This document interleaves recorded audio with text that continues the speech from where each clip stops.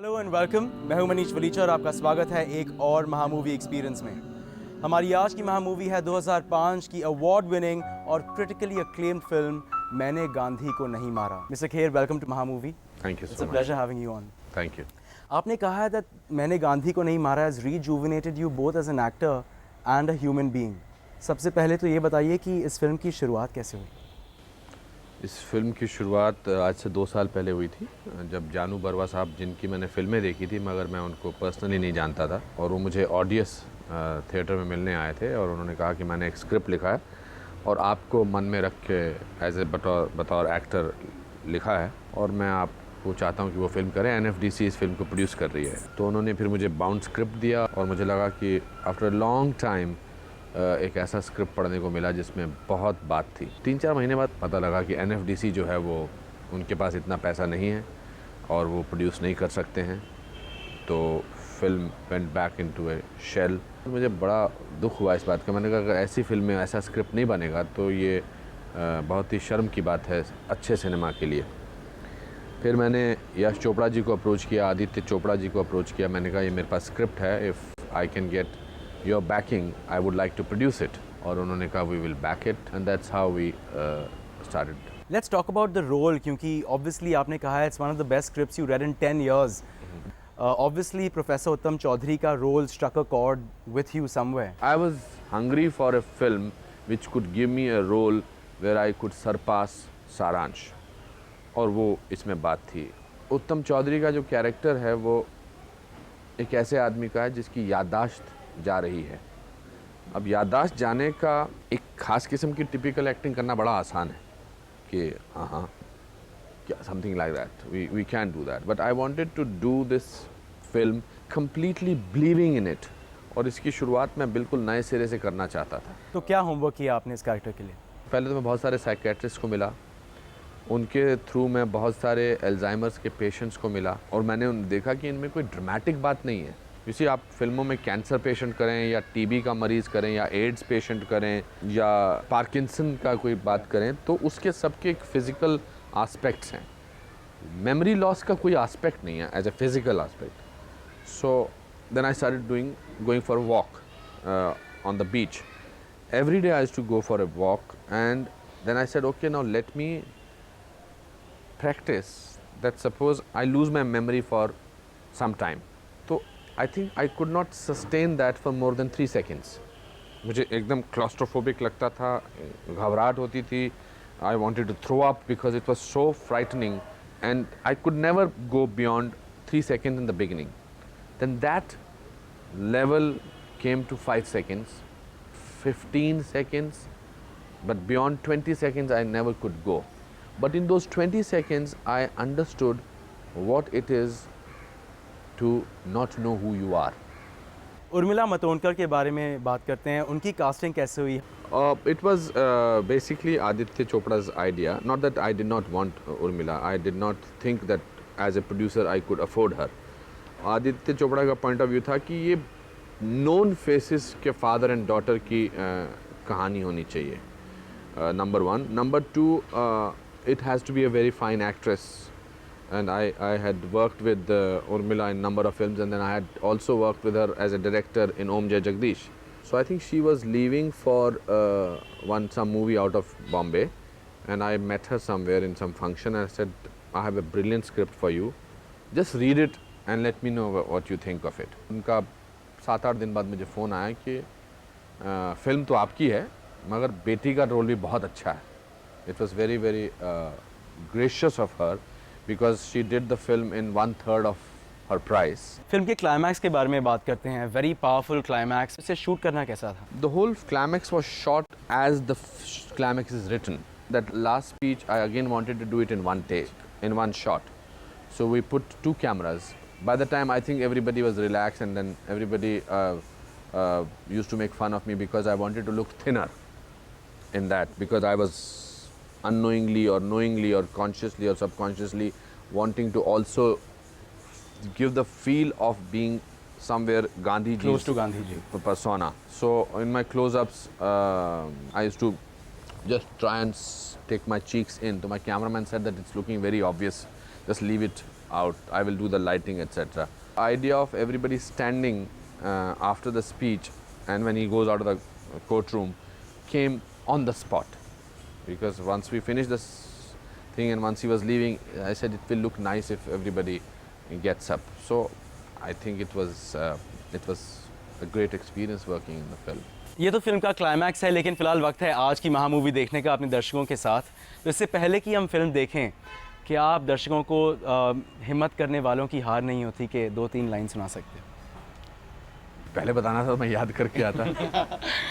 लहरों से डरकर नौका पार नहीं होती, हिम्मत करने वालों की हार नहीं होती। नन्ही चींटी जब दाना लेकर चलती है, चढ़ती दीवारों पर 100 बार फिसलती है। मन का विश्वास रगों में साहस भरता है, चढ़कर गिरना गिरकर चढ़ना ना अखरता है। आखिर उसकी मेहनत बेकार नहीं होती, हिम्मत करने वालों की हार नहीं होती। Need I say more, Anupam Kher still with us. Film के बारे में बहुत सारी दिलचस्प बातें और भी हैं, लेकिन फ़िलहाल वक्त है आज की महामूवी देखने का। Talk about the look of your character, क्योंकि यू शेव्ड योर मुस्टैश, बाल थोड़े से बढ़ाए, गांधी जी के टाइप के चश्मे भी आपके पास थे। No, for that I had to lose 20 more kilos to look like Gandhi ji. But yes, चश्मे का आइडिया जो था वो मेरा था कि especially the climax में he should somehow look like him। बाल बढ़ाने का थोड़ा सा मुझे लगा कि बाल बढ़ाने के बाद जब वो ऐसे थोड़े से रखेंगे तो it will give it a bizarre look।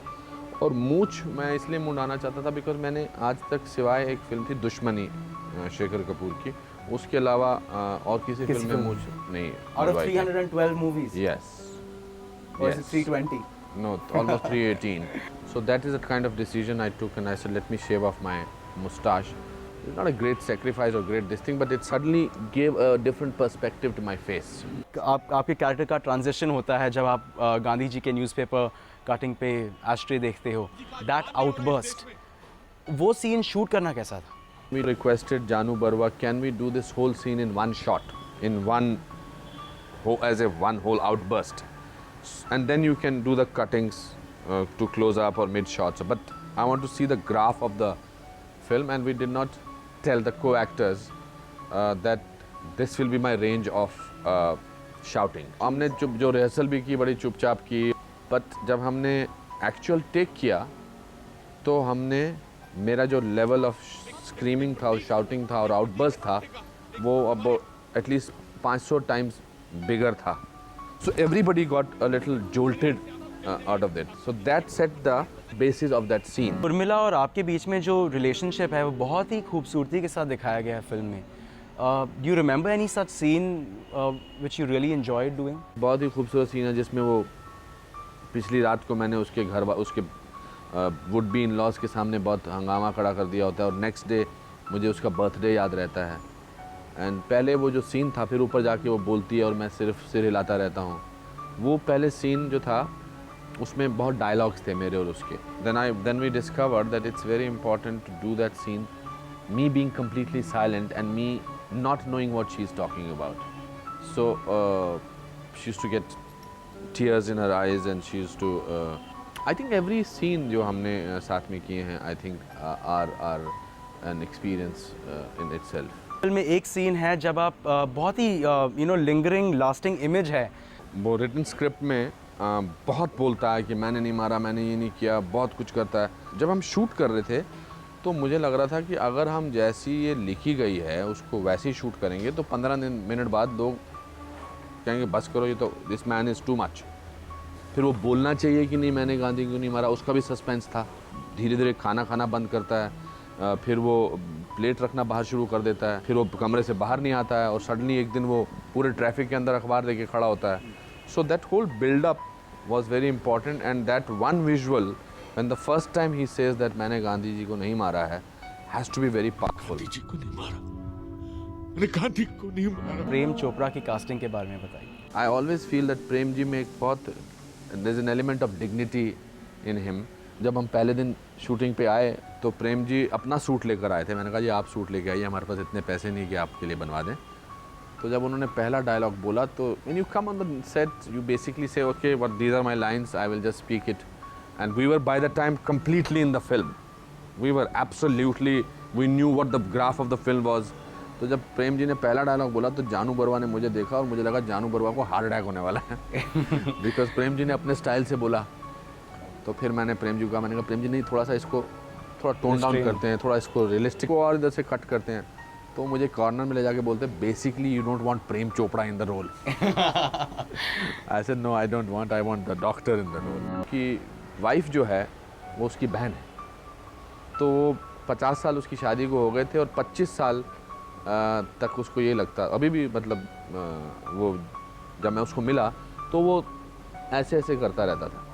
तो मुझे लगा कि ये एक चीज़ जो है मैं then I developed a major back shoulder problems because throughout ऐसे रखना और अंदर से टेंशन रखना।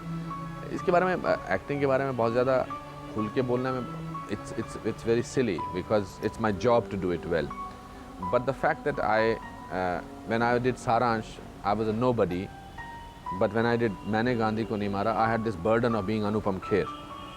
So I needed to get rid of that and needed to start from scratch. Mister Kher, फिर से ये फिल्म अपनी दर्शकों के साथ देखकर आपको कैसा लगा? I think more than as an actor, I think I'm very proud to be the producer of this film. I own this film. It's like owning a very, very major property of life. And many years later, this film hopefully will revive the philosophies of Gandhi ji or a sense of togetherness, and will improve relationship of father and daughter, and it's also a tribute to people who in the process of life at an old age lose their memory. Mr. Kher, it's a very brave decision to make a film like this, and आपने बहुत ही contribute किया है Indian cinema को as an actor. लेकिन we look forward to such more contributions as a producer as well. Thank you so much for being with us. Thank you, Mani.